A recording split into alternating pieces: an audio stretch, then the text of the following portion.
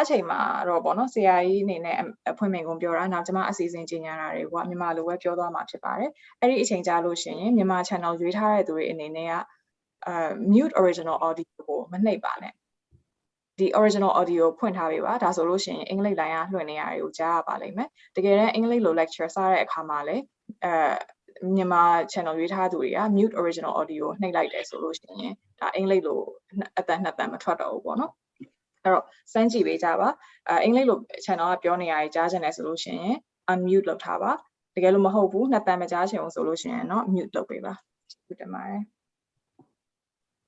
ဟုတ်ကဲ့ပါဒါဆိုလို့ရှိရင်တော့ကျမတို့အခမ်းအနားအစီအစဉ်ကိုစတင်လိုက်ပါတော့မယ် Excuse me ဆရာမကျမ interpreter ပါရှင်ကြားရပါလားရှင်ကြားရပါတယ်ရှင်ဟုတ်ကဲ့ကျမခုနမေးတဲ့ဟာလေးလေဟိုတနေ့ကတော့ကျမခုနကဝင်တာနောက်ကျsorry ဒီမှာ link မှာဝင်ရတာခက်ခဲရှိနေတဲ့အတွက်ကြောင့်မလို့ခုရောက်လာတယ်ပေါ့နော်ဆိုတော့ကျမကိုဟိုတနေ့ကတော့မြန်မာမှာပဲနေခိုင်းတယ်ဒီနေ့ကတော့ထိုနေ့နီးတိုင်းပဲနေပေးရမလားဘယ်လိုလုပ်ပေးရမလဲဆရာမဟုတ်ကဲ့ရတယ်ရှင်မြန်မာလိုပါပဲဟုတ်ပါတယ်ဆရာမဟုတ်တယ်မြန်မာမှာပဲနေပေးပါဟုတ်ကဲ့ကျေးဇူးများတင်ပါတယ်ဆရာမျိုးတန် Q&A ကြလို့ရှိရင်တော့ဆရာမဟိုတစ်ချက်အင်္ဂလိပ်လိုလည်းဘာသာပြန်ပေးရရှိမယ်ထင်ပါတယ်ဟုတ်ပါတယ်ရှင်ဟုတ်ကဲ့ပါရှင်ကျေးဇူးပါဟုတ်ကဲ့ပါအဲ့ဒါဆိုကျမတို့အခမ်းအနားအစီအစဉ်စတင်လိုက်ပါတော့မယ်အမျိုးသားညီညွတ်ရေးအစိုးရပညာရေးဝန်ကြီးဌာနနဲ့ Australia Myanmar Institute တို့ပူးပေါင်းကျင်းပတဲ့မိခင်ဘာသာစကားအခြေပြုပညာရေးဆိုင်ရာဟောပြောပွဲကိုတက်ရောက်လာကြသူများအားလုံးကိုကျေးဇူးအထူးတင်ရှိပါတယ်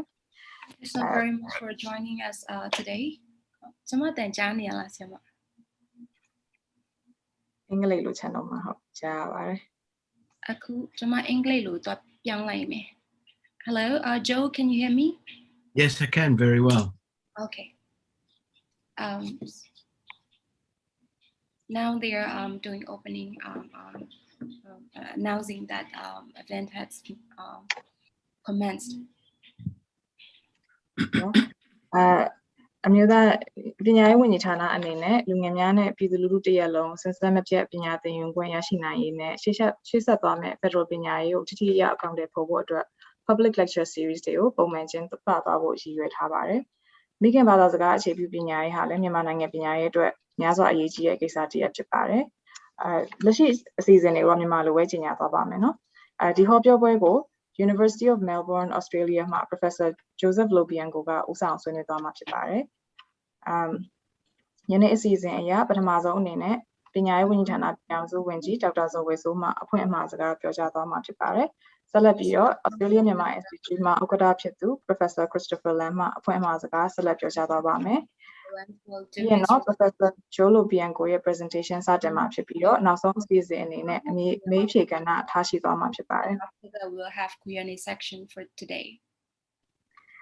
တက်ရောက်သူတွေရဲ့မေးခွန်းတွေကို Zoom ရဲ့အောက်ဆုံးမှာရှိတဲ့ Q&A ဆိုတဲ့ခလုတ်လေးမှာရေးသားပေးကြဖို့မြင်ပါတယ်ဖြစ်ပါတယ်မြန်မာလိုရေးအင်္ဂလိပ်လိုရေးပါတယ် Q&A box and whether you can write it whether in English and also in Myanmar too.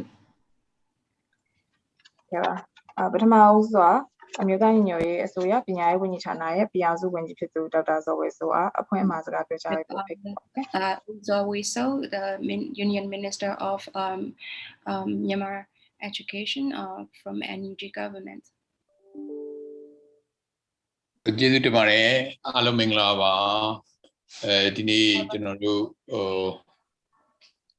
ဒီ AMI နဲ့တွဲပြီးတော့ကျွန်တော်တို့ Australia Myanmar Institute နဲ့တွဲပြီးတော့ကျင်းပတဲ့ကျွန်တော်တို့ဒီ webinar ပေါ့နော် webinar မှာတက်ရောက်ပေးတဲ့အထူးသဖြင့်တော့ organize လုပ်ပေးတဲ့ AMI ကဥက္ကဋ္ဌပေါ့နော် chair လုပ်တဲ့ Christopher Lam ရဲ့ Professor Christopher Lam ရဲ့နောက် Professor Joseph Lobianco ရဲ့ကျွန်တော်အထူးပဲကျေးဇူးတင်ပါတယ်ဒါကို organize လုပ်ပေးတဲ့ဆရာမmajor ရောအားလုံးပေါ့နော်ဒီ interpret လုပ်ပြီးတာရောဒါကို organize လုပ်ပြီးတော့ကျွန်တော်တို့ဒီ Ministry of Education ကျွန်တော်ပညာရေးဝန်ကြီးဌာနကတာဝန်ရှိတဲ့ပုဂ္ဂိုလ်တွေအားလုံးကိုအထူးပဲကျေးဇူးတင်ပါတယ်လို့အရင်ဆုံးပြောချင်ပါတယ် Educations I like to thanks to you all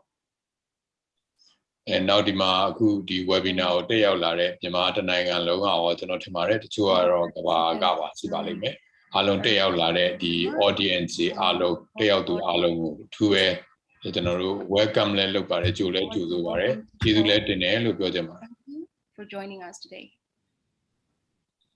အခုကျွန်တော်တို့မြန်မာနိုင်ငံရဲ့လို့ဆိုလက်ရှိအခြေအနေပေါ့နော်ကျွန်တော်တို့ဒီလက်ရှိအခြေအနေနဲ့ဒါဟာတကယ်ကိုကိုက်ညီပြီးတော့ဒါအရေးကြီးတဲ့ကျွန်တော်တို့ဒီ webinar တစ်ခုဒါကျွန်တော်တို့ talk တစ်ခုဒါဖြစ်ပါတယ်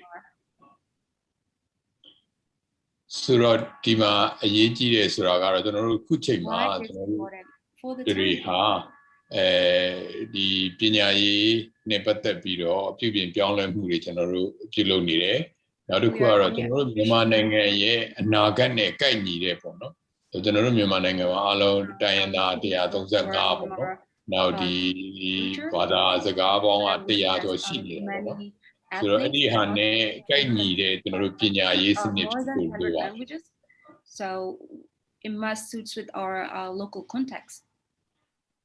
အဲ့တော့အဲ့ဒီလိုမျိုးဖြစ်ဖို့အတွက်ရခိုင်တွေကလည်းစူးစမ်းနေကြတယ်ဒါပေမဲ့အခုချိန်မှာတော့ကျွန်တော်တို့ဒီခေတ်ပြောင်းစနစ်ပြောင်းတဲ့အညီကျွန်တော်တို့ဒါကိုပြောင်းလဲနိုင်တော့မှာဖြစ်ပါတယ်ဒါကြောင့်ဒီလိုပြောင်းလဲတဲ့အချိန်မှာအခုလိုမျိုးအတွေ့အကြုံရှိတဲ့နော် Professor Joseph လူမျိုးကကျွန်တော်တကယ်တော့သူကမြန်မာနိုင်ငံအကြောင်းကိုလည်းအများကြီးလေ့လာထားပြီးသားဖြစ်ပါတယ်မြန်မာနိုင်ငံမှာထဲထဲဝင်လာရောက်ပြီးတော့ကိုယ်တိုင်နေပြီးတော့ဒီမွန်တို့ကျွန်တော်တို့ဒီကရင်တို့ပေါ့နော်ဒီဒေသဒီရဲ့Korean and many ethnic area and ဒီပညာရေးကိုအများကြီးထဲထဲဝင်လေ့လာပြီးတော့ဒီလို mother tongue ပေါ့နော်ဒီကဘာသာစကားနဲ့ပတ်သက်ပြီးတော့အများကြီးဒီသုတေသနတွေကိုကိုယ်တိုင်ပါဝင်ဆောင်ရွက်မှုတွေလုပ်ခဲ့တဲ့သူဖြစ်တဲ့အတွက်ဒီဂျိုးဇက်ဖတ်နေပြီးတော့ဒီနေ့ပြောတာဒီနေ့ဟောပြောပို့ချချက်တွေဟာကျွန်တော်တို့တွေအားလုံးပဲဒီကဲကိုကျွန်တော်တို့ရှေ့လျှောက်သွားရမှာရောကျွန်တော်တို့တွေလက်ရှိအခြေအနေတွေပေါ်နဲ့ကျွန်တော်တို့ကိုက်ညီပြီးတော့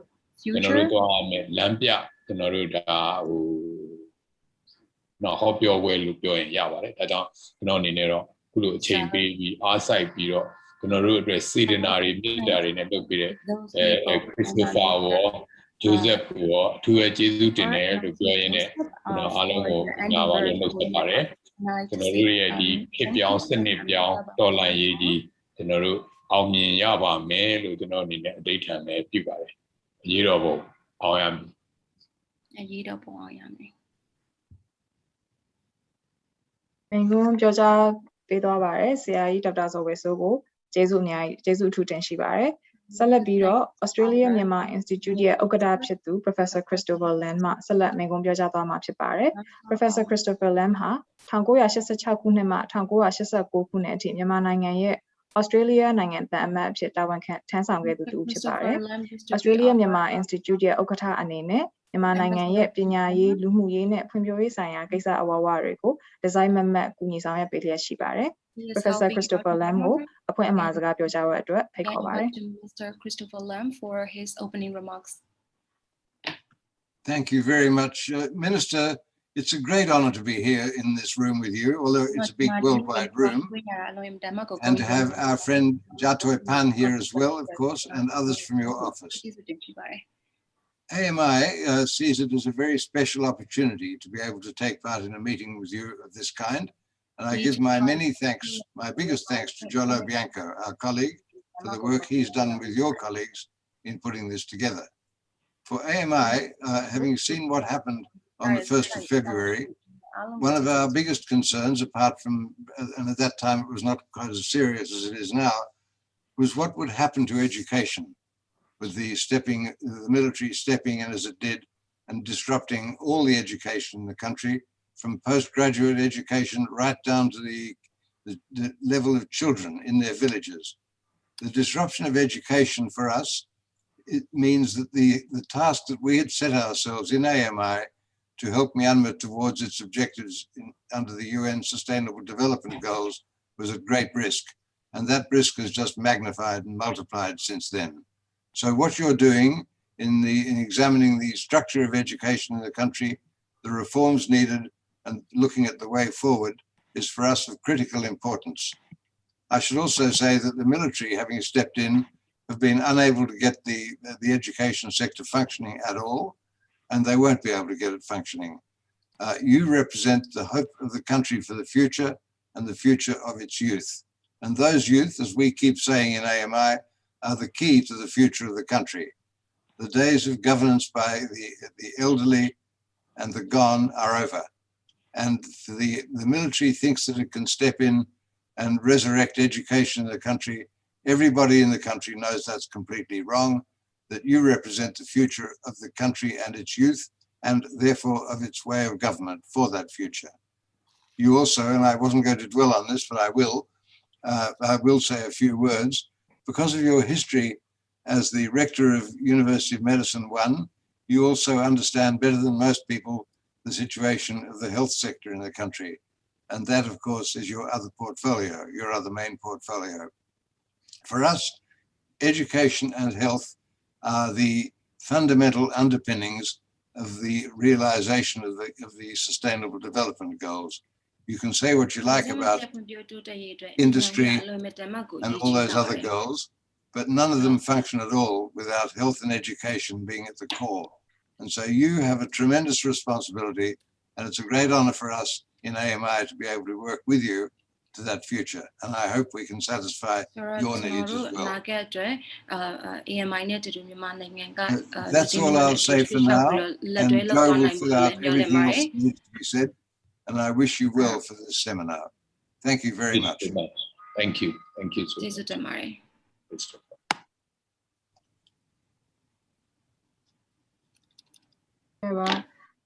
Professor Christopher Lam ကိုကျေးဇူးအထူးတင်ရှိပါတယ်။ဆက်လက်ပြီးတော့ Professor Joseph Lobianco နဲ့မိတ်ဆက်ပေးရှင်ပါတယ်။ Professor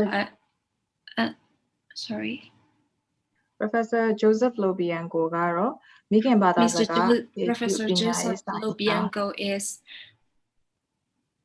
You're still on the Burmese channel, Siama. I am on the English channel for now. Can you hear me? Yes, I can hear you on the English channel. Okay. Okay, well, Professor Joe Lobianco ကမိခင်ဘာသာစကားအခြေပြုပညာရေးဆိုင်ရာ presentation ပေးသွားမှာဖြစ်ပါတယ်။သူကတော့ University of Melbourne မှာဘာသာစကားနဲ့စာပေတက်မြောက်မှုဆိုင်ရာပညာရေးများသင်ကြားနေတဲ့ Professor တူဖြစ်ပြီးတော့ Australia Myanmar Institute ရဲ့အတွင်းရေးမှူးလည်းဖြစ်ပါတယ်။နှစ်ပေါင်းများစွာတောင်အာရှနဲ့အရှေ့တောင်အာရှနိုင်ငံတွေမှာဘာသာစကားဆိုင်ရာပညာရေးမူဝါဒများပညာရေးစနစ်များနဲ့စာပေတက်မြောက်မှုမြင့်တင်ရေးဆိုင်ရာအစီအစဉ်တွေကိုနိုင်ငံတကာအဖွဲ့အစည်းတွေနဲ့ဆောင်ရွက်ခဲ့ပါတယ်။မြန်မာနိုင်ငံနဲ့ပတ်သက်ပြီးတော့လည်းငြိမ်းချမ်းရေးတည်ဆောက်မှုအတွက်ဘာသာစကားဆိုင်ရာမူဝါဒကိုရေးသားပြင်ဆင်ခဲ့ပါတယ်။ Multilingual language policy နဲ့ပတ်သက်ပြီးတော့ကျွမ်းကျင်သူပညာရှင်ဖြစ်ပါတယ်။ဘာသာစကားဆိုင်ရာယဉ်ကျေးမှုဆိုင်ရာပညာရေးမူဝါဒများနဲ့ပတ်သက်ပြီးတော့သုတေသနစာအုပ်စာတမ်းပေါင်း140ကျော်ထုတ်ပြန်ထားပြီးဖြစ်ပါတယ်။ He has published Joseph Lobianco presentation research and thesis. Let me invite to Mr. Joseph Bianco for his presentation. Thank you. Thank you very much. I hope everybody can hear me. I'll just bring up my screen and share my PowerPoint, and then I'll begin. ကျွန်တော် PowerPoint အရင်ဖွင့်ပြစီလူချင်းမြင်လို့နဲ့ screen လေး share ပေးပြစီ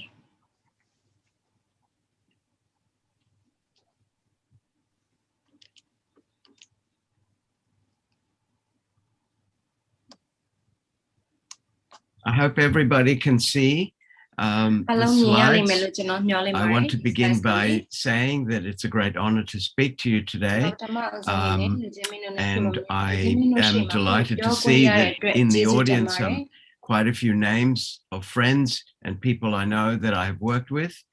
I wish you all very well, and I really support all of your efforts to bring about a free and democratic future for Myanmar. I'm going to be talking about mother tongue-based multilingual education. I'm very pleased that the Deputy Minister for Education and the Minister for Education have shown a lot of commitment to this. It's a very important question. I'll show you some reasons why in a few minutes. But I want to say at the beginning that this fits into an overall policy of language in Myanmar, which is more than mother tongue-based multilingual education. It involves access to Myanmar language, the learning of English and foreign languages, interpreting and translating in hospitals and medical facilities and law courts. Modern societies today and for the future need to develop language policies. We have to treat language as a resource to develop social cohesion and social justice, and also to improve the lives of minority populations. So to the Union Minister for Education, Professor Zoweso, to Jah Toi Pan, Deputy Minister, to both of you, I'm deeply grateful. To other members of the NUG who are present, to the Education Advisory Board, and I'm very honored to be part of that, to Dr. Ten Nguyen, and to my friends and colleagues who are there, and to everybody also present. I'm going to talk about the importance of mother tongue education, how this fits into a national policy for language in Myanmar, some suggestions for how this can be written. We've already done much of this work in many countries and in Myanmar, and some work that's already been done to develop this. So there's already a rich experience to build on, and why this supports and helps to create the federal education system that is necessary in the situation of Myanmar with its many ethnic and language groups. I don't think that many of you will be surprised to learn that there are many conflicts in Southeast Asia in which languages are a part of this conflict. We see this in the Philippines, in the south of Thailand, in Laos, Cambodia, Vietnam, less so in Vietnam. There are many societies, Sri Lanka, in Southeast Asia and South Asia, Indonesia as well, where minority populations are subjected to many efforts to separate them from their national culture, from their language, from their traditions, from their customs, from their religion, and no society can attempt to assimilate groups and expect that this will be a smooth process. So this produces a lot of conflict. And language policy and mother tongue-based multilingual education is a part of peace building. So this is the first point I want to make, that of course, when we think about mother tongue-based multilingual education, we think of children in school listening to their teacher and trying to understand what the teacher is saying. That's a very important aspect of what's going on, that they should encounter their own culture and language, and that they can succeed to learn the national language, their own language, and to read and write. But that fits into a bigger situation in which that little child's life is part of a network of struggle. And unfortunately, a lot of this has occurred in Myanmar as much as in other Southeast Asian countries and in Australia too. It's not something that's unusual in the world, because many societies have tried to make everyone in their community to be culturally the same. And this is no longer just. We need to accept the United Nations is moving towards saying that language is a human right. And we have to believe this because it's true. But the main reason for arguing for mother tongue-based multilingual education is that so many children do not achieve their potential in school because they're taught in a language they don't understand. They're taught in a language their parents don't understand. They're taught in a language that the entire community they're part of don't understand. Now, some years ago, this study from UNICEF at their office in Florence in Italy, I was there when this was produced and made a contribution to it. They looked at who are these children, what are their backgrounds? And we studied this, and we found that at grade 4 level, There are 130 million children in the world, and very many of them in Myanmar, who reach that level of schooling and they cannot read one single word. This is an incredible waste of the time and effort and even the money that governments put into education. And the reason it happens is because these children are taught badly. They're taught in a language they don't understand. Now, they can learn the main language, and many of them do. But by the time they get to grade 4, if they can't read and write, many of them drop out of school. And this is a dangerous thing for any society to allow.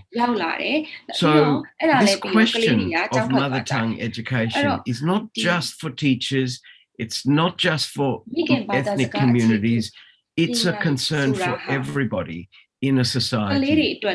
So we have to ask, what are the rights of these children? Every child has got a right to learn. The Sustainable Development Goals tell us that every single child should be assisted to learn. And we know that they start learning from the minute they are born. And then when they start school, they are asked to start again. Completely different language, completely different culture, completely different assumptions about life. And this has got to change. Many of these children drop out, but I prefer to say, if you can see on that slide, they are pushed out of education. It's not their fault. They are pushed out because the policy of language is not one that supports them to learn. So we have to ask, what are the consequences for them, for their families, and for the societies? They're very serious, and we should do everything we can to make a difference. Now, UNESCO, as well as UNICEF, has done a lot of research into this, as my university does. We spend a lot of time studying literacy problems all around the world. And many people talk about the situation today as a literacy crisis, because it's incredible that in 2021, millions of children do not learn to read and write well, but also millions of adults.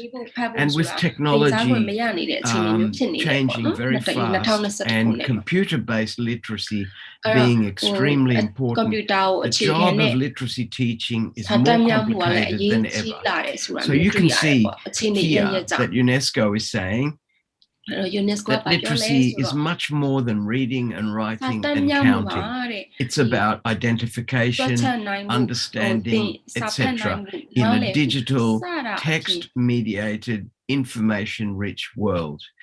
That's a very complex phrase. What it means is that we can't live without language, and we can't live without language in texts. It makes the difference in getting a job, getting a career, and in whether our societies are peaceful or not. 750 million young people and adults still cannot read and write. And 250 million, according to UNESCO statistics, fail even the most basic literacy. And that's not because there's anything wrong with these children. It's because of language policy and education policy. Now, UNESCO and UNICEF are part of the United Nations. They're organizations of the United Nations organization. But here I'm going to show you some evidence from an organization that is not part of the United Nations. It's part of the commercial world, the world of business and economics and finance. And what does the International Bank for Reconstruction and Development say about this? Well, this year, just last week, they issued a very important report, which is called Loud and Clear: Effective Language of Instruction Policy for Learning. What does that mean? A language of instruction policy means which language are you going to use to teach children subjects? like biology and chemistry or science in general, or mathematics or history, which language are you going to use to teach these things so children can learn them? Why should such an issue be of interest to the World Bank? Well, it's of interest to the World Bank because this is not a minor problem. It's an enormous problem that keeps some countries right back. And the World Bank says poor language of instruction policy, that is, teaching children in a language they don't know, harms their learning, means it holds them back. They don't get access to the whole curriculum, so they only learn cultural subjects and not science and mathematics. This is unequal because it means mostly young girls are pushed out of schooling in the first couple of years, and young boys in third and fourth grade. And in some countries, this is the cause of civil conflict, civil wars. But a lot of economists and sociologists and historians don't see this problem because they don't look at language properly. But the evidence is very clear. For 40 years, we've been researching this, and it needs to be faced up to. So it costs a lot of money for countries to under-educate their people. That is, to have them drop out of school, to push them out. It means that there are people who can't, students who can't get jobs, who can't be retrained, who can't move to somewhere where there's a job that they could get. This is a big waste of talent. The World Bank says when children are taught in a language that they speak and understand well, they learn more and they're better placed to learn other languages. So if we teach young children in Myanmar first in Mon language or in whatever language they speak at home, Lisu, it could be Jingpo, it could be one of the Shan languages, it could be Pa'o, whatever language it is, they will learn Myanmar language better because they learn it on the base of a strong knowledge of their mother tongue. So it helps them in their general education. This is what the World Bank says. We know it's true because we've done research in Timor, in Philippines, in Indonesia, in Canada, in Peru, in many African countries, in Europe, in Australia, in New Zealand, in Hawaii. It's not a small thing. It's found all around the world because in many colonial countries, one language is imposed on the majority of the population. And this has happened all through history. So children learn better in their first language than in the second language. If they learn their first language well enough, they can then learn their second language quite well, and then they can use their second language as the main language of learning, or they can continue with both of them. It gives us many more options in policy. Many more children stay at school longer, and they achieve better. This is what the World Bank is saying now, after academics have been saying this and communities have been saying this for 40 years. Now, last year, at a conference in 2019 in Bangkok, the ministers of 16 countries of the Asia Pacific, not the minister from Myanmar, I don't think at the time, but there were government representatives from Myanmar, Ministry of Education, United Nations, civil society, teachers and researchers put out this important statement called the Bangkok Statement on Language and Inclusion.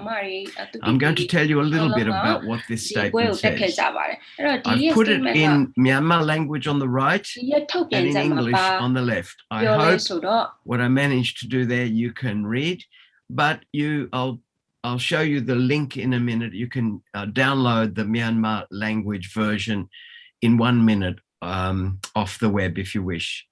Research studies show that children, youth, and adults learn much less when they don't understand the language used by teachers. It seems so obvious, And yet many countries in the world continue to ignore this important basic lesson. This produces a language gap. This is what the statement says, a language gap. And it pushes the poorest children out of school. It means they don't get access to a good education, and this produces inequality. This is very bad for everybody. Language policy is very important to overcome this problem and to help build communities of peace. So teaching in the mother tongue is also very important for particular groups, especially young girls. We have to keep that in mind. It helps everybody, but young girls more, because they tend to be pulled out of school before their brothers if the school is not a welcoming place. In the pre-primary and primary classrooms, the language of instruction should be the language of children's homes. Then they can be introduced to the main language of the society. If it's a different one, they can learn that, and then they can use both of these languages to learn other subjects. It's a process of adapting to what the children know. So the mother tongue does not take away from the teaching of Myanmar or English. It makes learning and languages more efficient for everybody. As I said at the beginning, this mother tongue-based multilingual education, in the work I was doing with UNICEF for some years, and some people are on this in this audience today that I worked with and know about this work very well. We tried to put it within the context of a bigger policy, and I think that's what's necessary. So what do people say about this? Well, the first thing when you discuss this with officials in education or in government or finance officers is they say, oh, but it's impossible to do it. There are too many languages. Myanmar has 135 languages. Chin State has 56. How do we deal with all of these languages? Not all of these languages are written down. But that's only a problem if you try and do everything in Naypyidaw.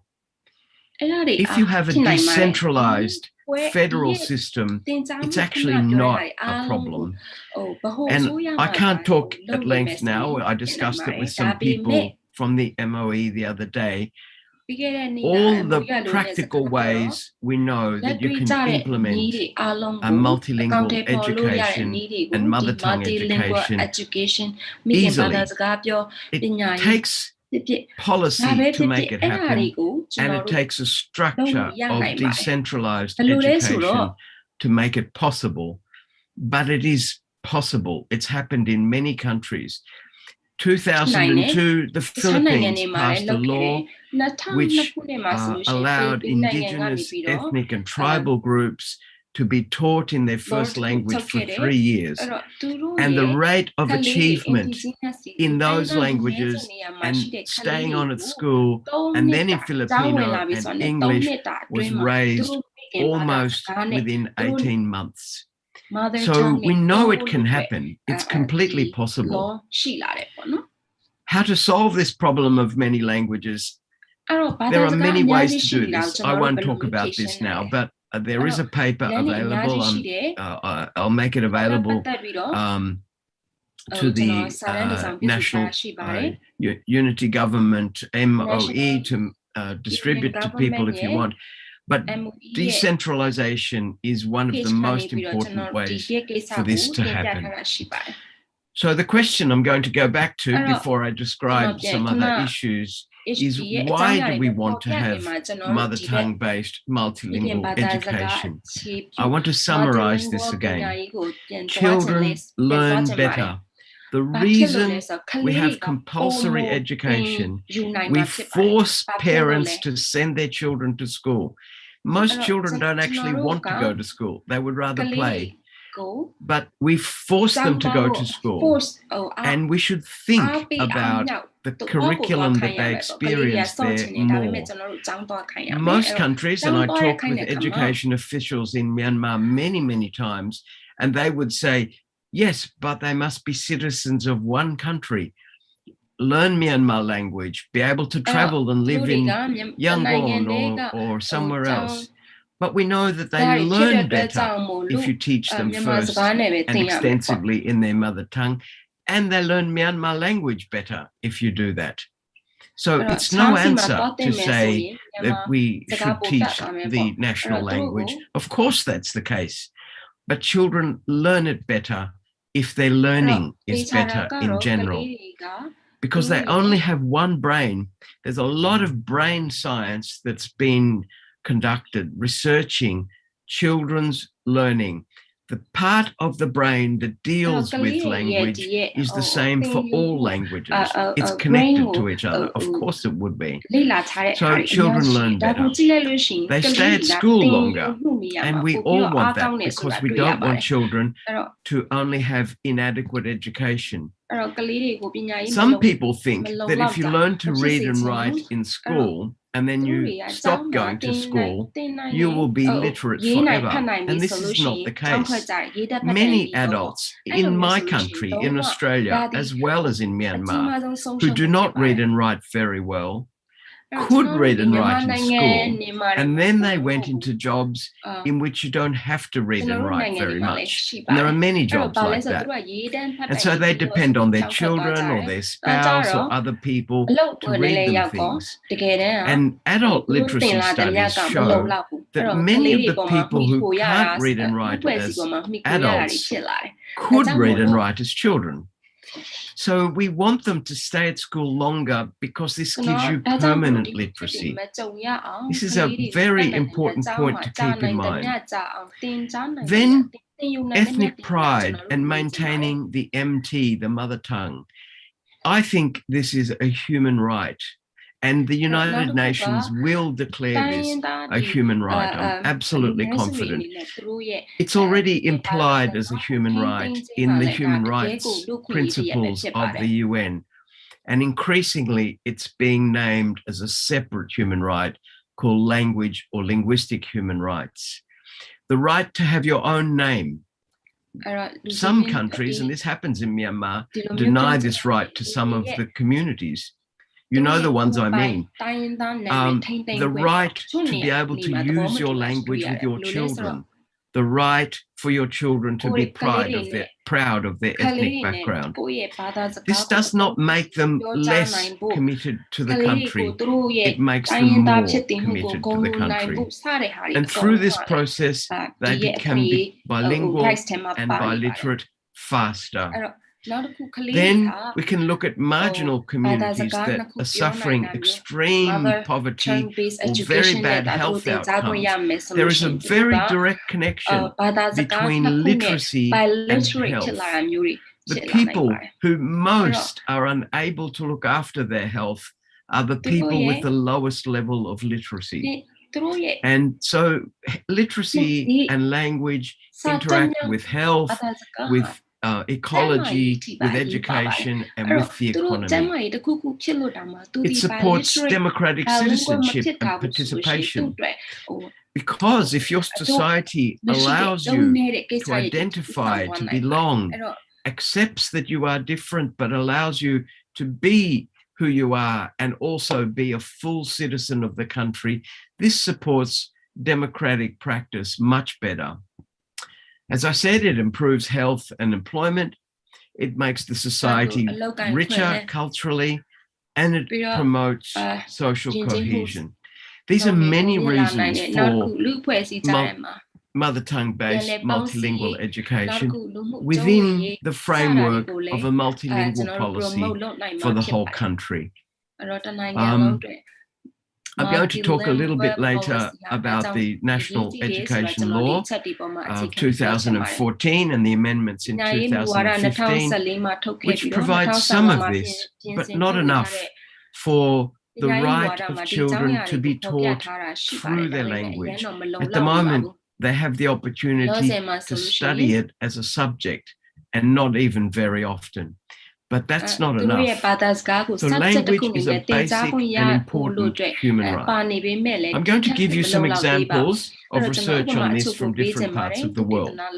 And I want to start off with the south of Thailand, very close to Myanmar, where there is a similar kind of situation, but not multilingual. It's two languages. The two languages are Patani Malay, which is a variety, a form of the Malay language from Malaysia, and Thai, standard Thai, the official language of Thailand, which is really called Central Thai. And this person, Professor Suilai Premsrirat from Mahidol University in Bangkok, she has, with colleagues, set up this program in the south of the country.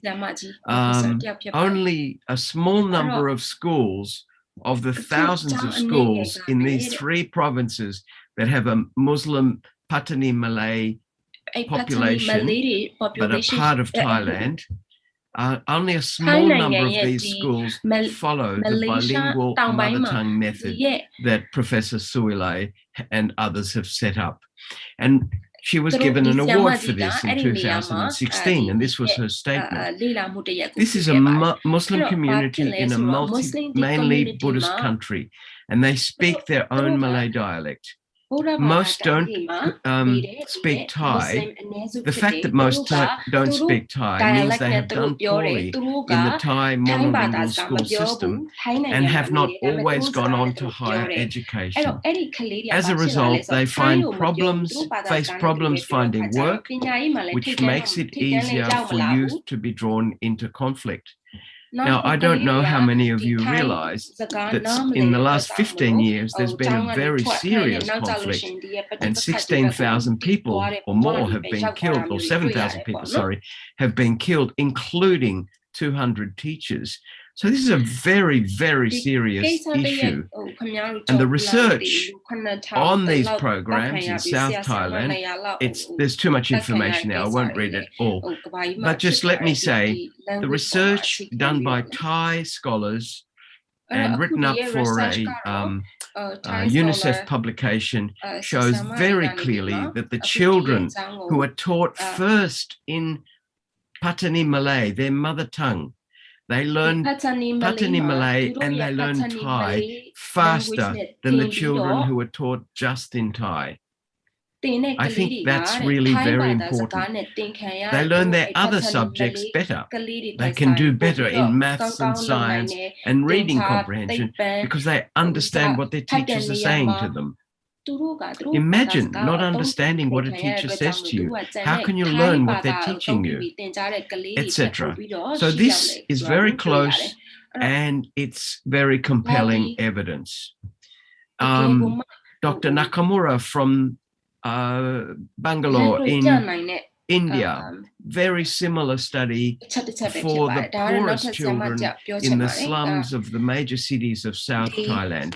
And they looked at literacy and language too.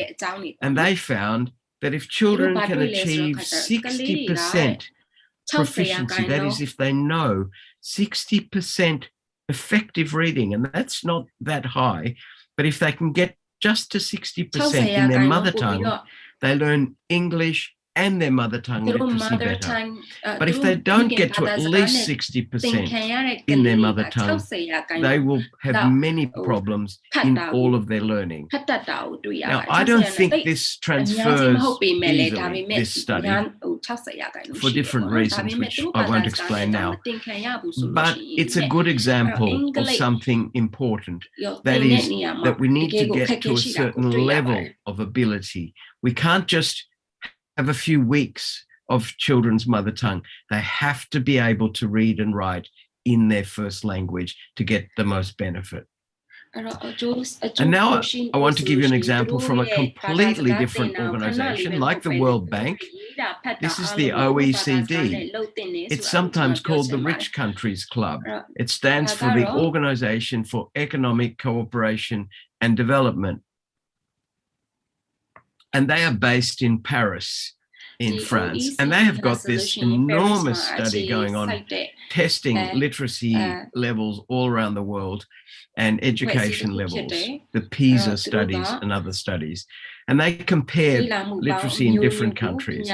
And they find that there is a connection between the level of literacy of your country and the prosperity of the country, the economic success of the country. And a lot of modern technologies, especially artificial intelligence, require high levels of literacy. So their director, Andrea Schleicher, makes this statement: schools now need to prepare students for more rapid change than ever before. He's talking about the economy, technology, jobs, to learn for jobs that have not been created. Remember, even in surgery, there's the application of artificial intelligence. Artificial intelligence is everywhere now. Computers controlling and influencing how we do our jobs. This requires really high-level knowledge. Not that we're all going to be surgeons, but this applies in every area of life more and more. So the literacy and language and learning that we need has to be higher and higher as we go on. These challenges in society, we cannot even imagine what they are and what the jobs will be. So we need to prepare students for their future, not for our pasts. So what he's really saying is that we need the biggest success rate in schooling that we can get.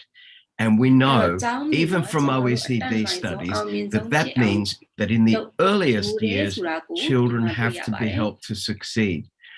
Another person who argues this is James Heckman, who won the Nobel Prize in Economics in 2000 for research on early childhood education and primary education. And what his research shows is that if children get the best quality early childhood education, their whole education experience is much better.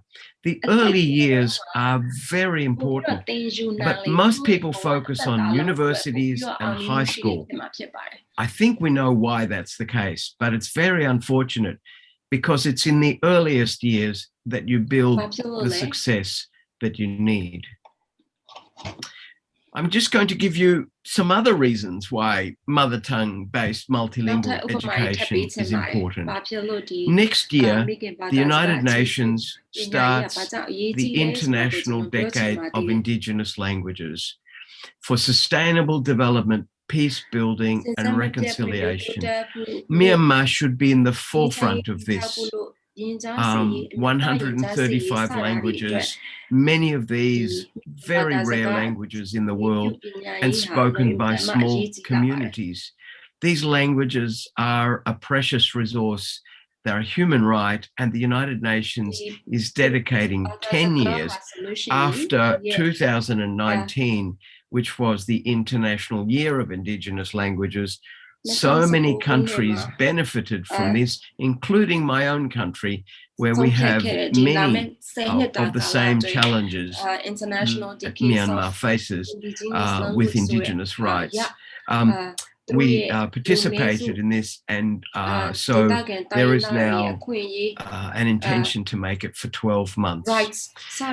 So in Myanmar, this mother tongue-based multilingual education is really important. What is the basis for doing this? I just want to talk briefly about some of the work that I did between 2012 and a couple of years ago on this. We worked through UNICEF and civil society organizations. We did many consultations, many dialogues. We produced specialist academic information.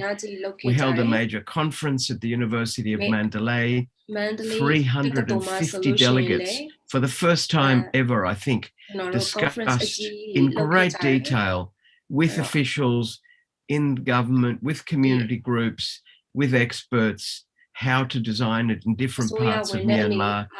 We then held a national summit in the capital, and we wrote a draft language policy, which still awaits action. Some of the work that we did was in this kind of process of dialogue, debate, ordinary people writing these things themselves. And in one of these, we wrote what are called the Naypyidaw Principles for Peace-Building National Language Policy. That's an agreed statement of how to build a language policy that includes mother tongue-based multilingual education. And that's available. It can be modified, of course, but this is available to build the next phase of work, which the MoE of a new government can do. So writing such a policy should be a priority for any society. It's a key part of your hope for a federal democracy, because the regions and states and districts and townships of Myanmar require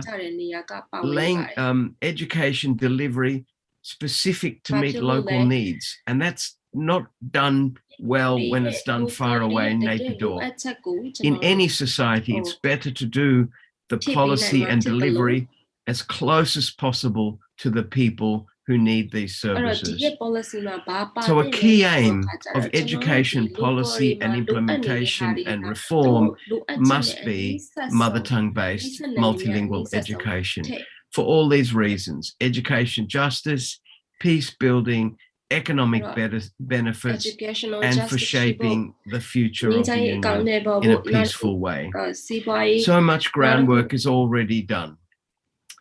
And I just want to say that there are some laws in Myanmar that are very surprising when you look at them and they're not implemented. For example, the Convention on the Rights of the Child, when Myanmar adopted this back in 1991, this is what it adopted.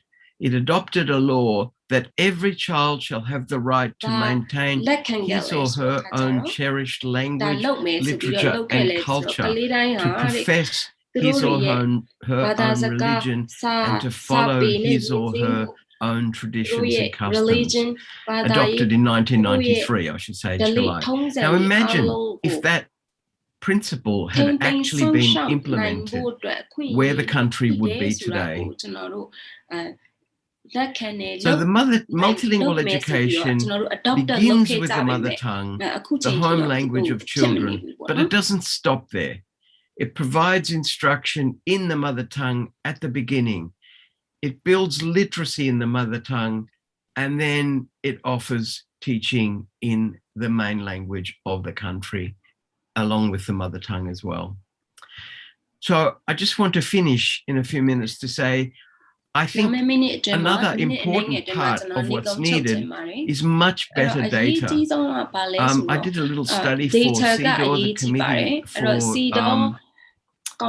the UN Committee on Education of Girls and Women, and the Myanmar data is not very accurate. It's not collected frequently. The reporting to UN in New York is not done very often. So to do a language policy or any kind of education planning to meet the needs of children really needs collection of data that's accurate and regular on language, literacy, and gender to build a proper responsive system. Decentralization of curriculum and administration with union coordination and support. This will make it possible for local solutions. Local people will solve the local problems themselves. There are many different ways to do it, and they want to do it at states, regions, districts, and townships as part of an overall policy. But two specific things I think need to happen as well. The Constitution and the National Education Law, including the 2015 amendments, restrict and limit what's possible. And I think, I hope that these will be part of your agenda of reform to modify, to allow the teaching in languages and to build the possibility of the benefits for the whole country and for the minorities, as I've been trying to say. I think the reform to the constitution, of course, it needs deep political reform. I know that that's a separate question, but there should also within it be the right of ethnic people to learn in their languages. And the education law needs to be also modified to allow that. It only provides some of what needs to be to happen. So I thank you very much for your attention. I'm very happy to answer any questions. I hope you found it interesting. And once again, I wish you very good luck. အားလုံးလည်းနားလေတယ်လို့ကျွန်တော်ယူဆပါတယ်အဲ့တော့သိချင်တာများရှင်ကျွန်တော်ကိုမေးလို့ရပါတယ်ခင်ဗျာ အခုလို presentation ပေးသွားပါတယ် Professor Thank you for your presentation. We'd like to thank question Professor Joseph ဒီ Q&A box ထဲမှာရောက်နေပါပြီတချို့ကလည်းအင်္ဂလိပ်လိုရေးထားပါတယ်တချို့ကလည်းမြန်မာလိုရေးထားပါတယ် Q&A in our message box ဘာသာပြန်ဆရာမအနေနဲ့မြန်မာလိုရေးထားတဲ့မေးခွန်းလေးကိုအစအတိုင်းပေါ့နော်မြန်မာပြန်ထားတဲ့မေးခွန်းတွေကို Professor ကိုရှင်းပြပေးလို့ရမလားပြီးတော့အင်္ဂလိပ်လိုရေးထားတဲ့မေးခွန်းတွေကတော့သူin English, which is written in Myanmar. So, Mr. Joe, they are requesting you to reply the answers, to reply the questions which are written in English, and also asking in the chat. You mean? Yeah, in the chat box, some of the questions are in English, so that you can reply them in English, and they are asking me to translate you some of the questions which are written in Burmese. It's not in the chat box, it's in the Q&A box. Oh, yes, Q&A box, sir. Q&A box. Okay, yes, I've got that open. I'll start from the bottom. I'll read the question and then give an answer. Is that what you want me to do? Yeah, they are requesting you to type answer in English if they are asking you in English. So can we go? No, you don't have to type. Sorry. So Jama nale like that. Kuna siya jo English lo meet hare hari go English lo pian bi ba lo. How dare. Pian bi lo pyo ba lo. You don't need to type, Joe. You can answer in. You can answer the ones which is written in English. Yes. So siyama ba yin lo piang le jama Myanmar lo ha yin pyo pi yam la da ma mo. Yes. So the first question is in Burmese. So Siama will translate for Joe. Okay.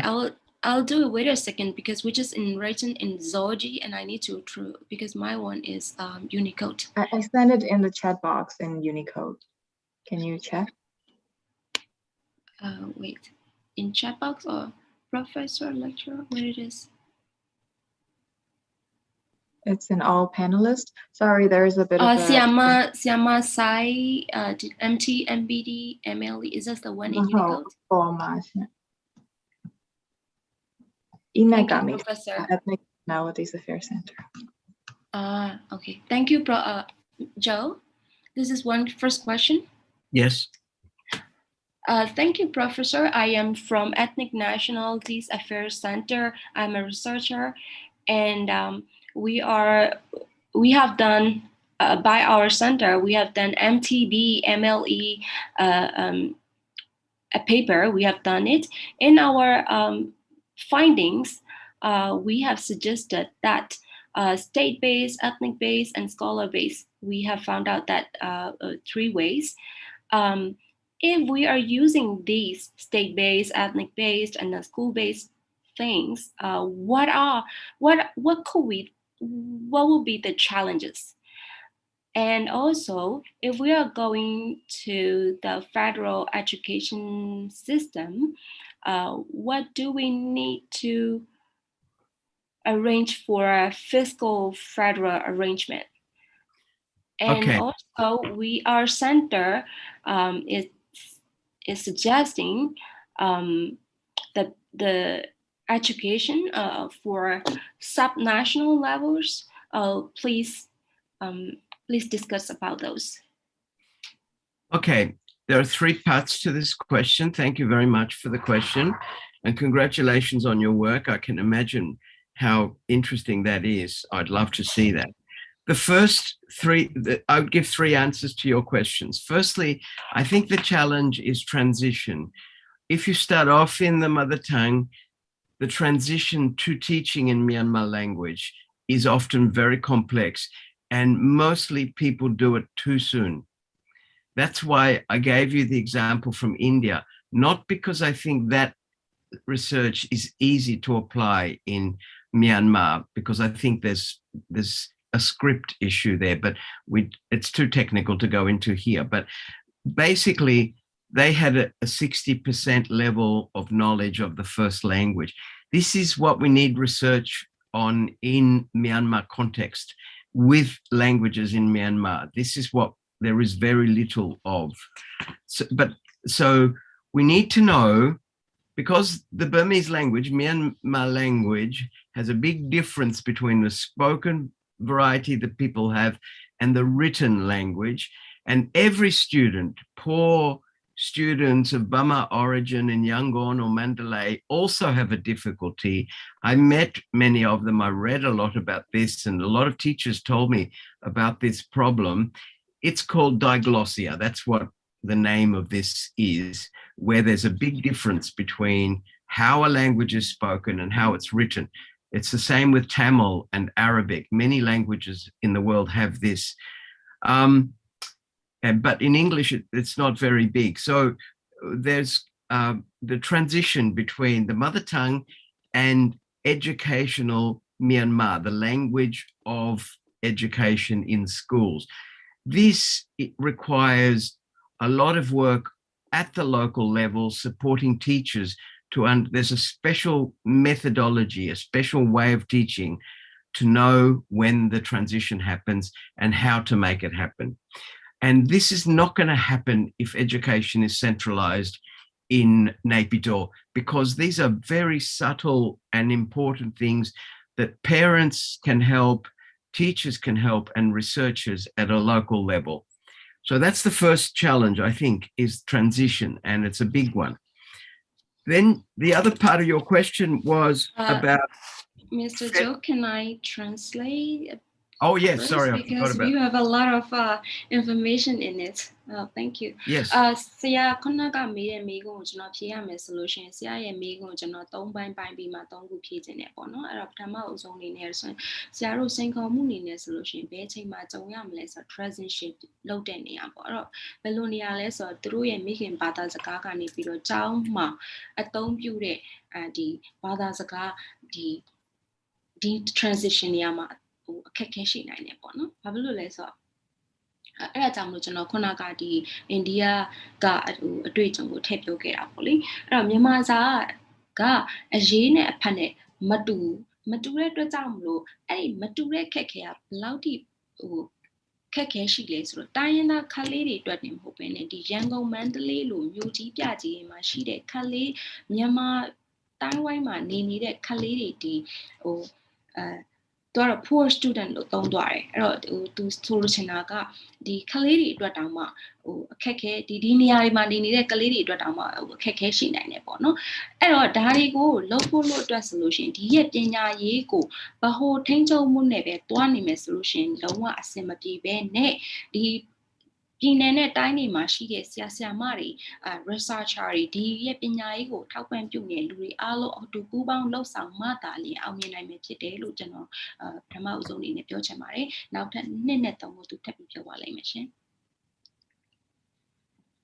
Sir, Joe, can you hear me? You can Yeah, okay, so you've interpreted in for 2 and 3, yes.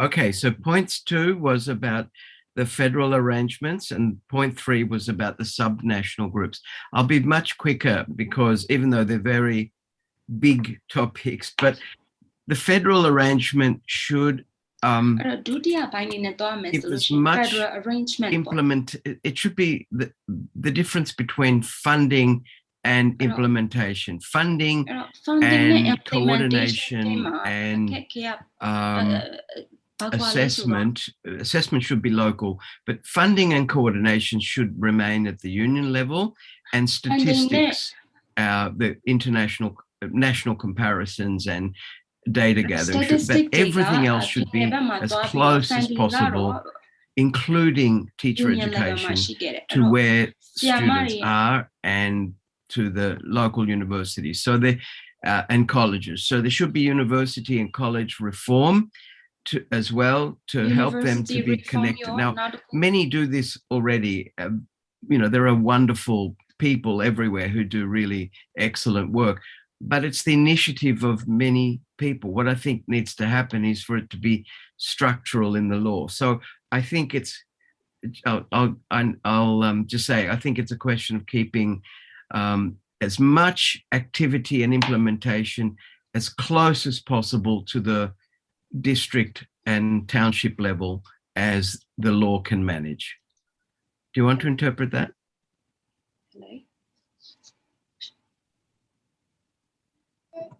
She's interpreting life. Oh, so can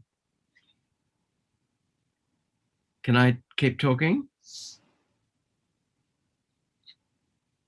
Hello, yes, you can. Hello.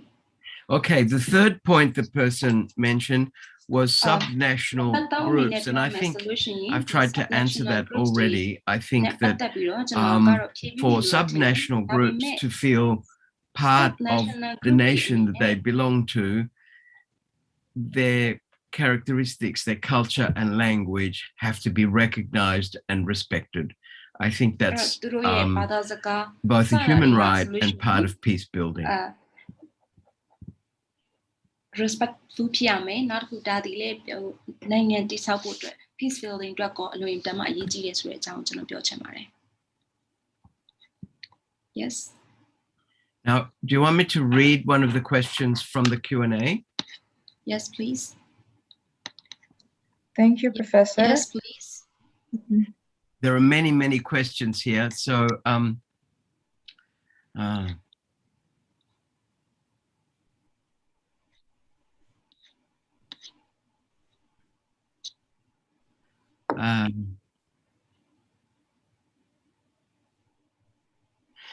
this is one question from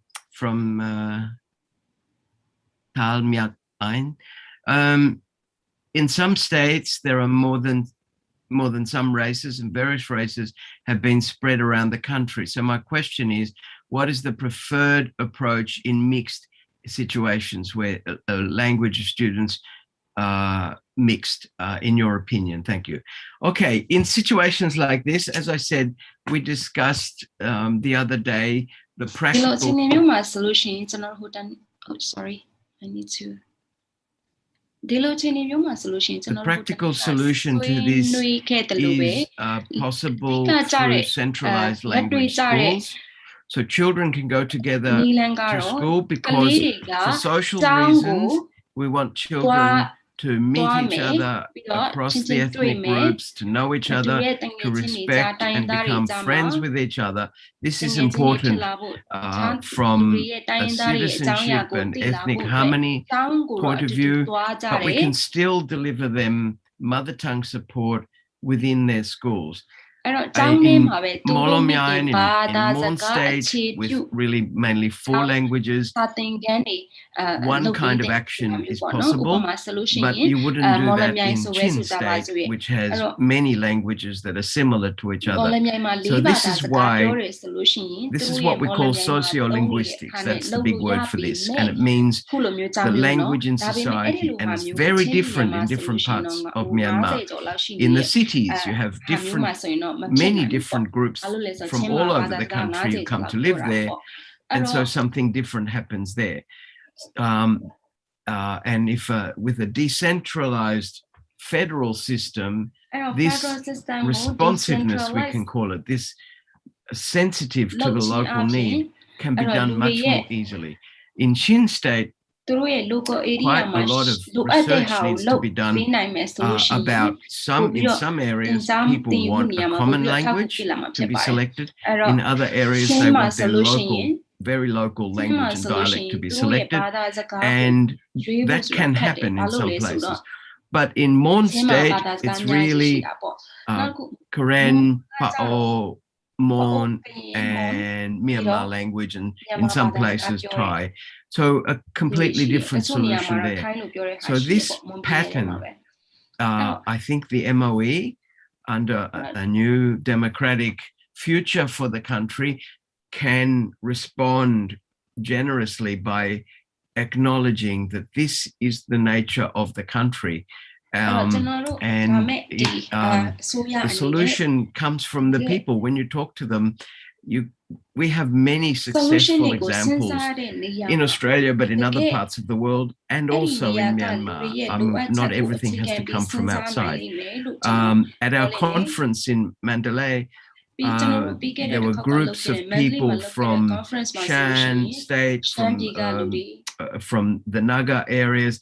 They, and like the gentleman who spoke before, all of these people can see what can be done at a local level. They just need the research support and some professional development and training, and very importantly, a policy to make it possible, to allow it to happen.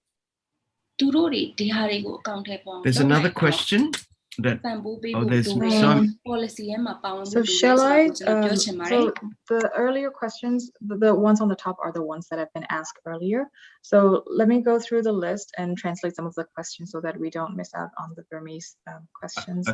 Okay. So combining some of the questions, one is just confirming that it means the teachers who are going to teach in the ethnic areas will need to know or be fluent in the local languages, and also like there is some problems with access to resources that use mother tongue like books, songs, and movies, and that seems to be a problem. So please let them know your opinions.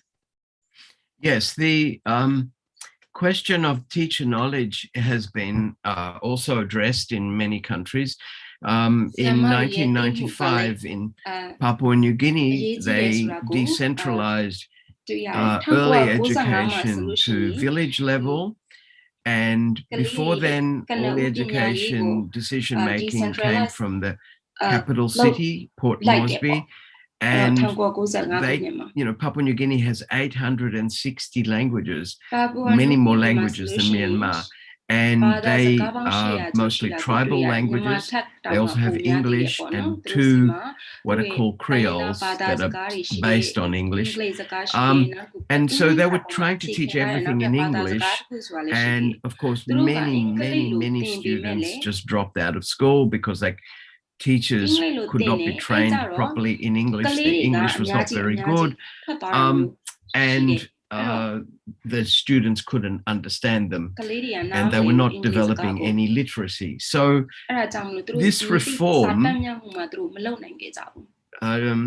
gave the power to districts and villages to employ local people as teachers, which meant that you could use the local language. You could select the local language through a local person, and in that way the children could identify with their teacher, and that person would teach next to, alongside, someone who was trained and could be from any other part of the country.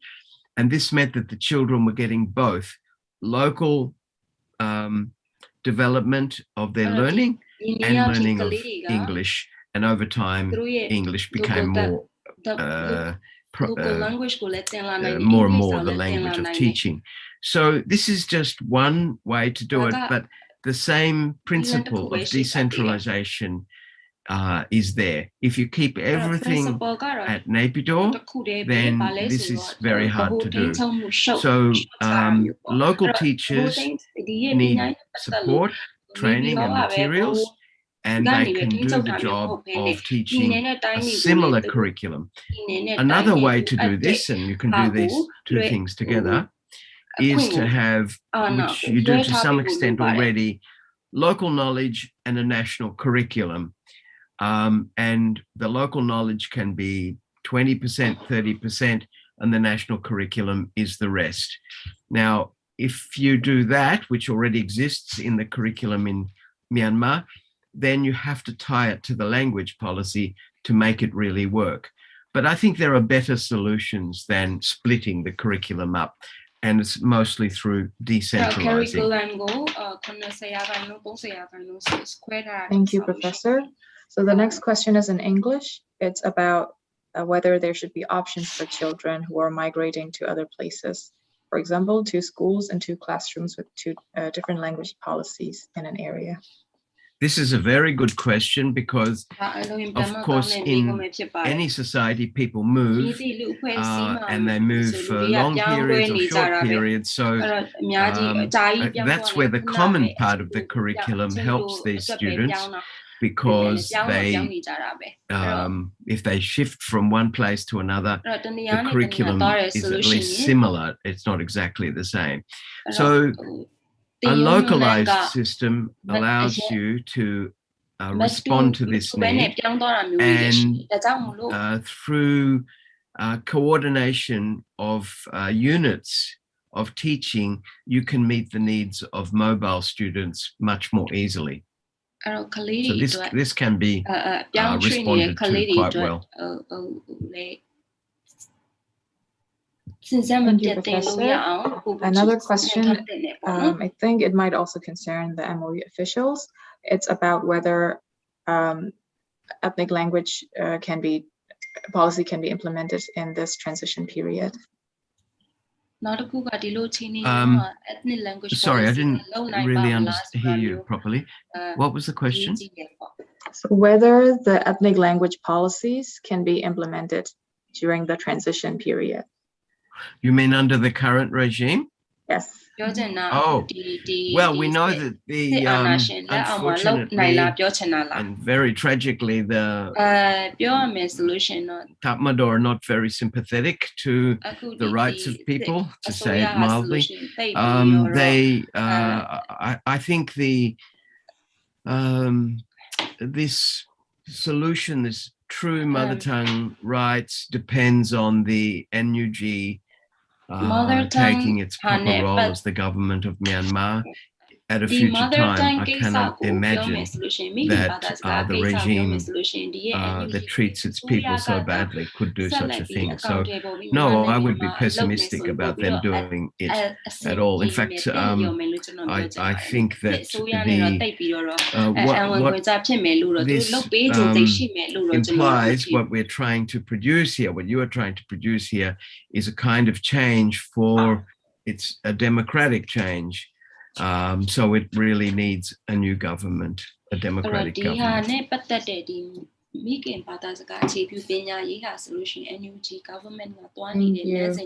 The next question asks about how many countries there are that allows multilingual education and mother tongue-based education. Many now. Every year it's more.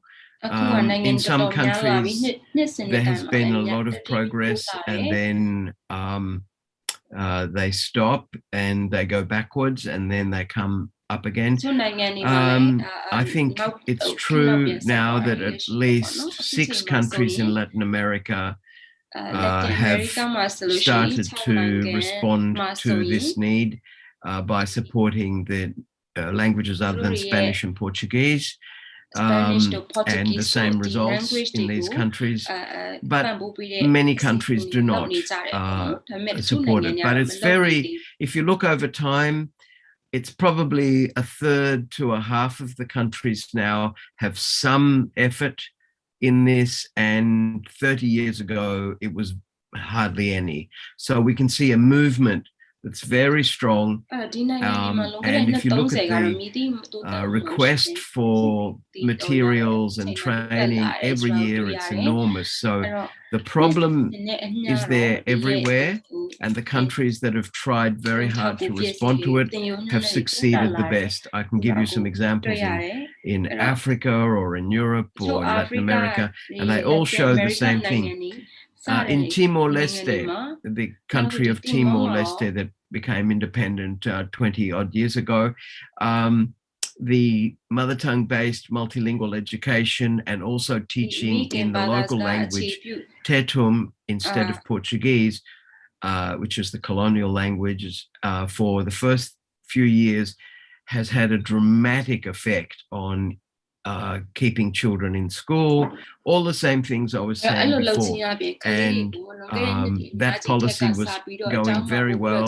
Then a new government stopped it because they wanted to push the other language for political reasons. And then the same problem of children just not understanding their teachers occurred. And so they went back to the mother tongue policy. So unfortunately, there are political interests. It's not just science and research that matters.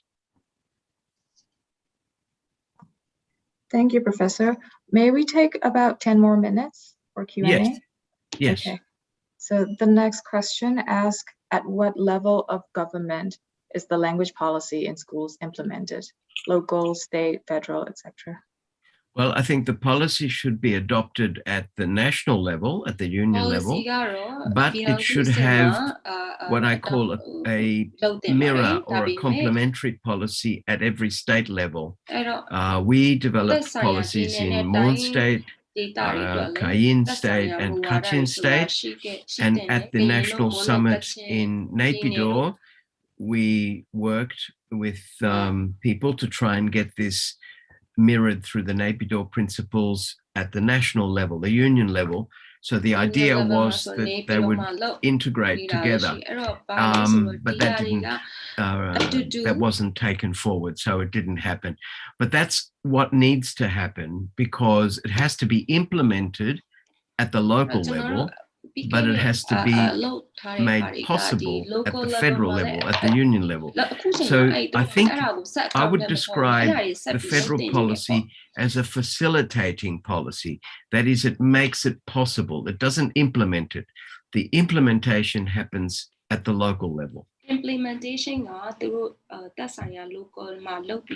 Thank you.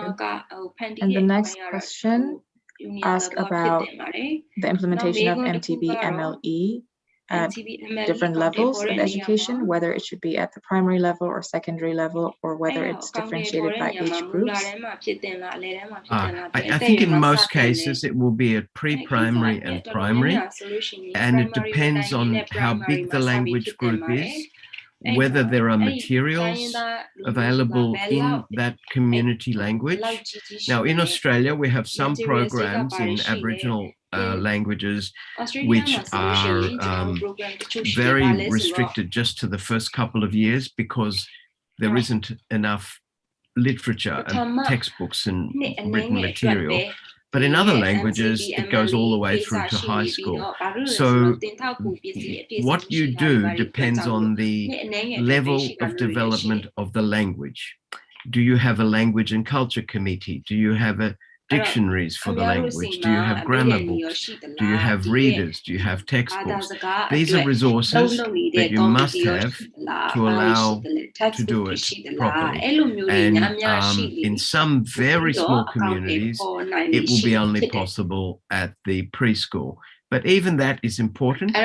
And even in schools where you can't do it, the whole school should still show respect to the fact that some children go home and the language at the home is not the language of teaching. So for those children, it's a struggle that other children don't have. So all schools, even if they cannot teach and support the language, should at least understand the challenge that this is creating for the minority children.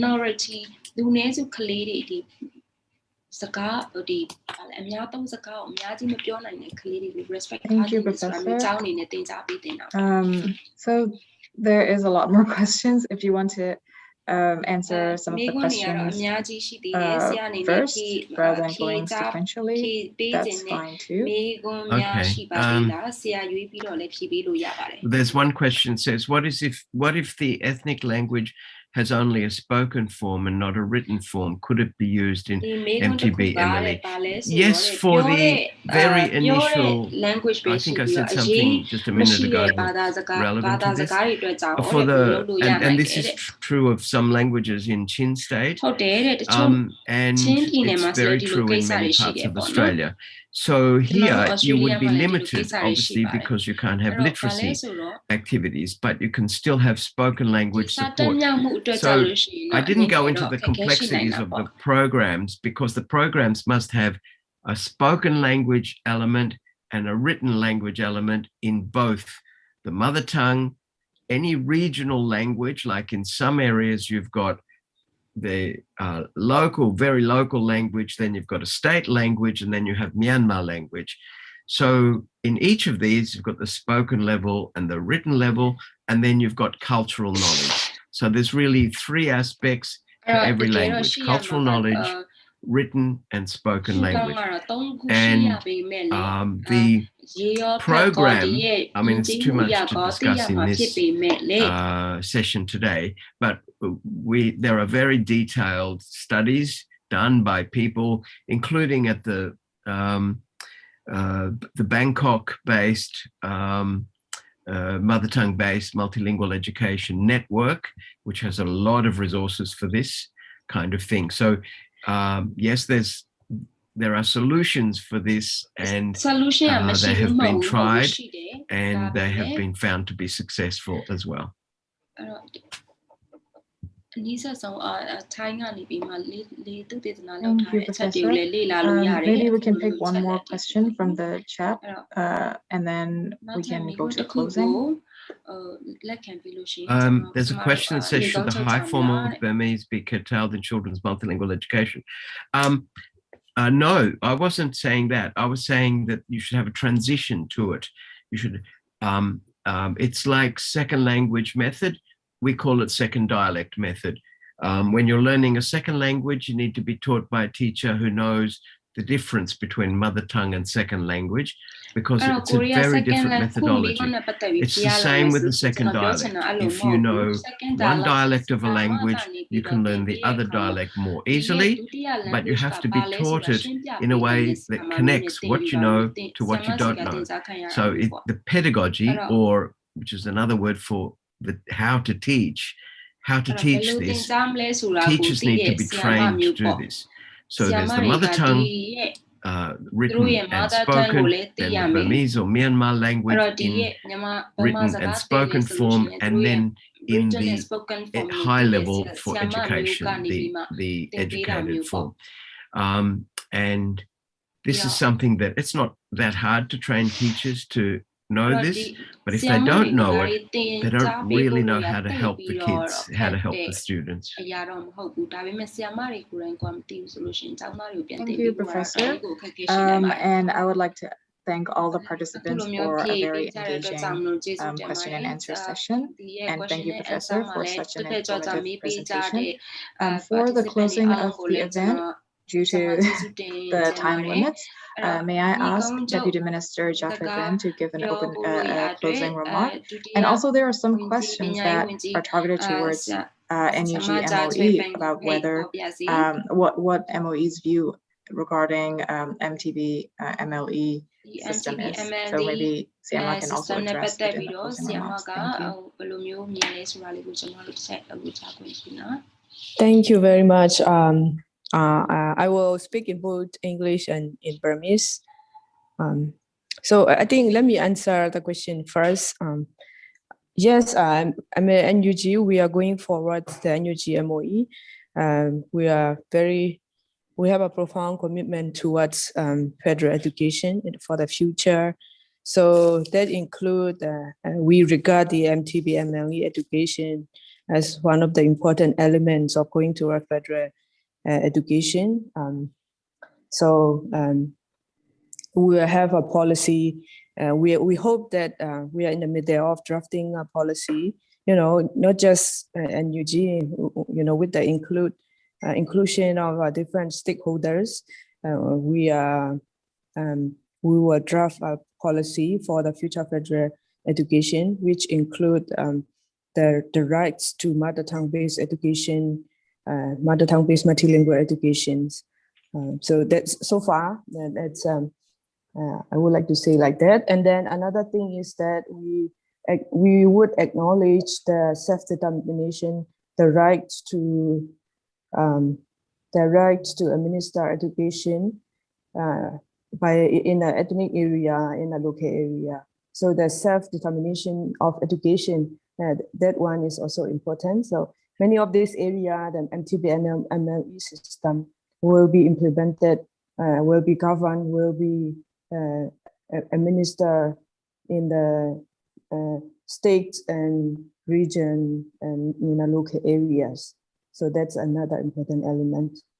Okay, the question go about no NUG kane future ma the MTB and ne patet bi ma balo set pi lok phot shi de le so that for ma phey ba me so ro chama ro MoE ga ro amirang di 80 di federal education နဲ့ပတ်သက်ပြီးမှတော့ဒီတိုင်းသွားဖို့ကတော့ခိုင်ခိုင်မာမာဆုံးဖြတ်ထားရပေါ့နော် federal education ကိုသွားဖို့ဆုံးဖြတ်ထားတယ်အဲ့လိုသွားတဲ့အချိန်မှာ NUG ကပဲအလုံးအလုံးပဲဒီရဲ့ MoE ကပဲအလုံးအလုံးပဲဆိုရင်မဟုတ်ပါဘူးအလုံးကို stakeholder ပါဝင်တဲ့ stakeholder အလုံးပါဝင်ပြီးမှဒီ federal education ကိုသွားဖို့အတွက်ကျွန်တော်တို့ကအဲ့ဒီလမ်းကြောင်းကိုသွားမှာဖြစ်ပါတယ်အဲ့ဒီမှာဒီ MTB MLE ကလည်းအရေးကြီးရဲ့ကဏ္ဍတစ်ခုဖြစ်ပါတယ်မိခင်ဘာသာစကားကိုအဲ့ဒီအတွက်လည်းကျွန်တော်တို့ကအများကြီး advocate လုပ်သွားဖို့ရှိပါတယ်ဒီ policy MTB MLE နဲ့ပတ်သက်ပြီးမှဒီအားလုံးပေါ့နော်ဒီ policy ကောင်းကောင်းရေးဆွဲနိုင်ဖို့အတွက်လည်းကျွန်တော်တို့ fully commitment ပေါ့နော်ရှိပါတယ်နောက်တစ်ခုကဒီအရေးကြီးတာကပေါ့နော်ဒီ MTB MLE ဆိုတာကတော့အတိမတ်ပြရမှာပေါ့နော်ဒီ NUG ကတော့ကျွန်တော်တို့အတိမတ်ပြပါတယ်အဲ့ဒါချက်ပို့ပြီးမှဟိုပေါ့နော်ဒီ data မှာရှိရဲ့ data ဆိုင်ရာဒီပညာရေးအဖွဲ့တွေ data ဆိုင်ရာအာဏာပိုင်လို့ပြောမှာပေါ့နော်အဲ့ဒီ federal ပြည်ထောင်စုအရာဖြစ်ပေါ်လာတဲ့အာဏာပိုင်တွေဟာဒီဟာတွေကိုသူတို့ပြသခွင့်ရမှာဖြစ်တယ် education နဲ့ပတ်သက်ပြီးမှပေါ့နော်ဒီ mother tongue based education မျိုးတွေအားလုံးကိုပြသခွင့်ရမှာဖြစ်တယ်အဲ့ဒါတခုလည်းရှိရပါတော့အဲ့ဒါကတော့ပိုအရေးကြီးပါတယ်ကိုယ့်ရဲ့ language ကိုယ်တိုင်ဒီပြုလုပ်ဖို့အတွက်ကိုယ်တိုင် minister လုပ်ဖို့အတွက်အဲ့ဒါလည်းအရေးကြီးအချက်ဖြစ်ပါတယ်ဆိုတော့အဲ့ဒီအချက်ကိုလည်းပြောပြချင်ပါတယ်အဓိကတော့ဒီကိုလိုချင်တဲ့ပညာရေးပုံစံပေါ့နော်ကို data မှာရှိရဲ့ပညာရေးပုံစံကိုကိုယ်တိုင်လုပ်ပိုင်ခွင့်ဆိုတဲ့ဟာအဲ့ဒါအရေးကြီးလို့မြင်ပါတယ်ဟုတ်ကဲ့ပါဒါတော့ဒီ Q&A ကိုဖြေပေးချင်ပါကျေးဇူးတင်ပါတယ်အဲ့ဆိုရင်ကျွန်မအခုနောက်ဆက်ပေါ့နော်So let me speak a few words of thanks for today's events. Today's event is our second public lecture series for in federal education.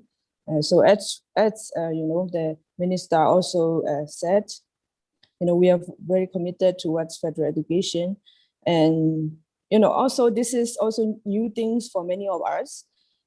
We have so much to learn, you know. And not just the MoE itself, but also the public also need to learn about what are the elements of federal education, what kind of things we need to be aware of, and then also guidance on a better policy implementation for the future federal education system. So in this regard, we are conducting series of lectures, public lectures for regarding to federal education and federalism in general as well.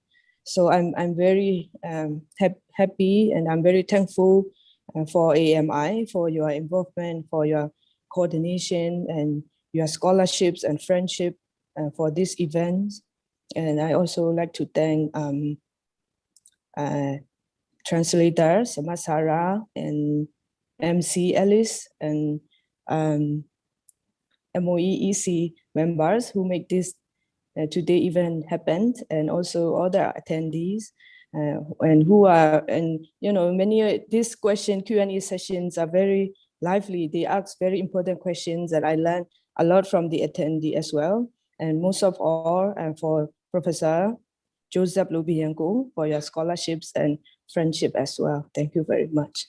So, about the assessing the public lecture series assistant ဖြစ်ပါတယ်ဒါတော့ဒုတိယ အကြိမ်မြောက်ပေါ့နော်ဆိုတော့ public lecture ကတော့ကျမတို့အခု federal သွားတော့မယ်ဆိုလို့ရှိရင်ကျမတို့ဒီမှာတီထားနားလည်ဆရာတွေအများကြီးရှိသေးရဲ့ပေါ့နော်MoE အနေနဲ့ရောဒီ public အနေနဲ့ရော federal education နဲ့ပတ်သက်တဲ့တီးရမယ့်ဟာတွေအများကြီးရှိရပေါ့နော်ဆိုတော့အဲ့ဒီဟာတွေကိုကျမတို့အတူတူလေ့လာလုပ်ရအောင်ဆိုပြီးမှဒီလိုမျိုး public lecture တွေလုပ်ခြင်းဖြစ်ပါတယ်အဲ့ဒီအတွက်တက်ရောက်လာပေးရဲ့ဒီမိကွင်းတွေကိုမေးပေးတဲ့ပရိသတ်အလုံးကိုလည်းကျေးဇူးတင်ပါတယ်အတူတူဒီ event ကိုလှုပ်ဆောင်ပေးရဲ့ AMI ကတာဝန်ရှိသူတွေပြီးရင် Professor Joseph Lobianco နဲ့ Professor Christopher Lam အားလုံးကိုဒီ translator တွေနဲ့ MC လုပ်တဲ့ဆရာမတွေအားလုံးကိုလည်းကျေးဇူးတင်ကြောင်းပြောကြားလိုပါတယ်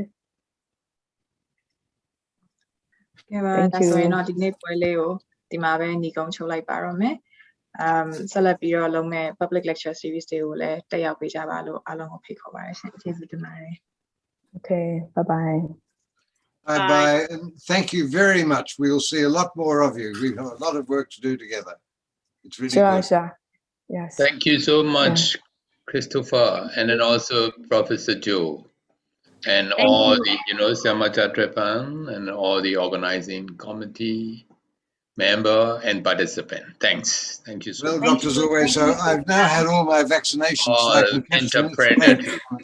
Yeah.